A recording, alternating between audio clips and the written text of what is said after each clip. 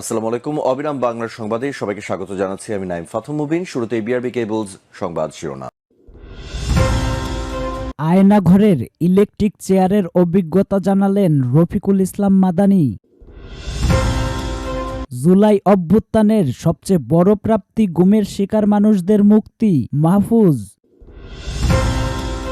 গণতন্ত্রের কথা বলেই আয়নাঘরে ঢুকানো হতো লায়ন ফারুক। কেন জামায়াতকে পছন্দ করে না জানালেন রিজভী। আয়নাঘরের ইলেকট্রিক চেয়ারের অভিজ্ঞতা জানালেন রফিকুল ইসলাম মাদানী। জনপ্রিয় ইসলামী আলোচক রফিকুল ইসলাম মাদানী আয়নাঘর থেকে উদ্ধারকৃত ইলেকট্রিক চেয়ারের ভয়াবহ অভিজ্ঞতা প্রকাশ করেছেন। বুধবার রাতে যুব ও ক্রীড়া উপদেষ্টা আসিফ মাহমুদের একটি ফেসবুক পোস্টের মন্তব্যে তিনি এ দাবি করেন। রফিকুল ইসলাম মাদানী জানান, তাকেও সেই ইলেকট্রিক চেয়ারে বসানো হয়েছিল। তিনি বললেন, কসম করেও বললে কাফরা দিতে হবে না। এই চেয়ারের কারণে কাশিমপুর ২ কারাগারের জাহাঙ্গীর ভাই নামে একজনকে দেখেছি, যিনি স্মৃতিশক্তি হারিয়ে পাগল হয়ে গেছেন। তিনি আরও বলেন, তার পাশের রুমে থাকা খোকন ভাই নামে একজনও মানসিক ভারসাম্য হারিয়ে অল্প বয়সে মারা যান। রফিকুল ইসলাম মাদানী বন্দি অবস্থায় কষ্টের বর্ণনা দিতে গিয়ে ২ ফিট বাই ৪ ফিট জায়গার মধ্যে থাকতে হতো, যেখানে একই জায়গায় টয়লেটও ছিল। নাড়াচড়া করার কোনো সুযোগ ছিল না, এমনকি নামাজ পড়তে গেলে হাত দেয়ালে লেগে যেত। জুলাই অভ্যুত্থানের সবচেয়ে বড় প্রাপ্তি গুমের শিকার মানুষদের মুক্তি, মাহফুজ।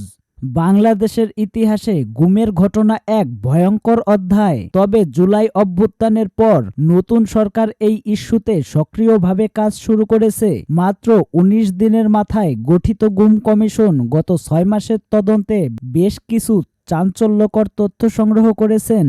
গুম বিরোধী পদক্ষেপের অংশ হিসাবে বুধবার আলোচিত আয়নাঘর পরিদর্শন করেন উপদেষ্টা মাহফুজ আলম।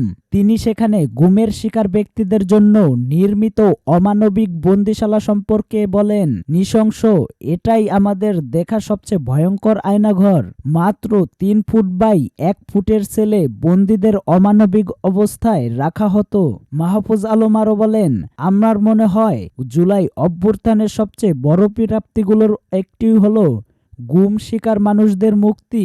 বাংলাদেশে যেন আর কখনো গুমের মতো মানবতা বিরোধী কিছু না ঘটে, সেটা নিশ্চিত করতে আমরা কাজ করছি। তিনি আরও জানান, সরকার গঠনের ২১ দিনের মাথায় আন্তর্জাতিক মানবতা বিরোধী কনভেনশনের সই করেছি।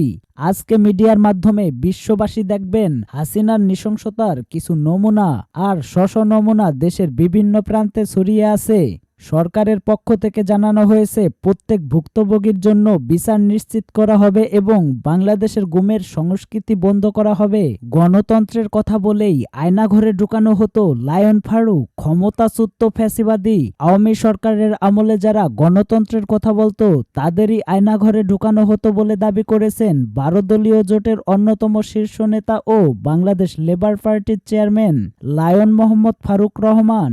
ক্ষমতাচ্যুত আওয়ামী সরকারের শাসনামলে নির্যাতন নিপীড়নের চিত্র তুলে ধরে লায়ন ফারুক বলেন, গত ১৫-১৬ বছর স্বৈরাচারী খুনি হাসিনা সরকারের শাসনামলে যারাই গণতন্ত্রের কথা বলতেন, তাদেরই আয়নাঘরে ঢুকানো হতো।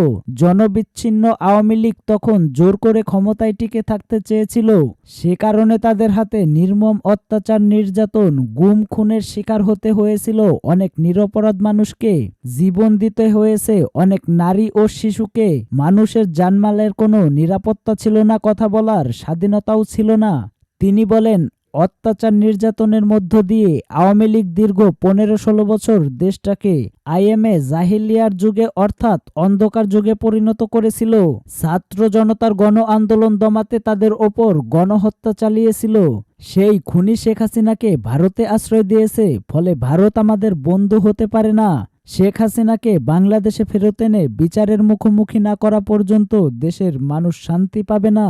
কেন জামায়াতকে পছন্দ করে না জানালেন রিজভী। বাংলাদেশ জামায়াতে ইসলামী সবসময় মুনাফিকি করেছে এবং এখনো করছে। বলে মন্তব্য করেছেন বিএনপির সিনিয়র যুগ্ম মহাসচিব রুহুল কবির রিজভী আহমেদ। বুধবার বিকাল 5:30 রাজশাহী বাগমারা উপজেলার তাহেরপুর উচ্চ বিদ্যালয় মাঠে শহীদ অধ্যাপক আব্দুল ওহেদ মণ্ডলের 23তম মৃত্যুবার্ষিকী উপলক্ষে আয়োজিত স্মরণ সভায় প্রধান অতিথির বক্তব্যে দেওয়া তিনি এসব কথা বলেন। উল্লেখ্য 2002 সালের 12 ফেব্রুয়ারি বাগমারার তাহেরপুরের বিএনপির নেতা অধ্যাপক আব্দুল ওহেদ মণ্ডলকে হত্যা করে বামপন্থীরা। রিজভী আহমেদ বলেন, আমরা জামায়াতকে সমর্থন করিনি।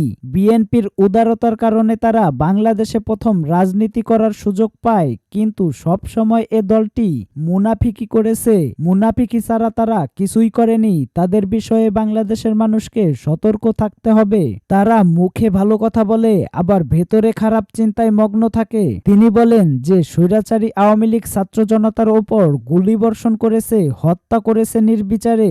জামায়াত বলে বসলো তারা আওয়ামী লীগকে মাফ করে দেবে। শহীদ আবু সাইদ মুগ্ধর রক্তকে কিভাবে মাফ করবেন প্রশ্ন রাখলেন রুহুল কবির রিজভী। জামায়াতকে উদ্দেশ্য করে তিনি আরো বলেন, শেখ হাসিনা পাসপোর্ট ভিসা ছাড়া ভারতে বসে দেশের বিরুদ্ধে কথা বলছে ও উস্কানি ছড়াচ্ছে। সেই ভারত আপনাদের কাছে প্রিয় হয়ে গেল কিভাবে? এটা খুবই দুঃখজনক। ভারত কখনোই বাংলাদেশের ভালো চায়নি, আগামীতে চাইবে না। এটা দেশের মানুষকে মনে রাখতে হবে।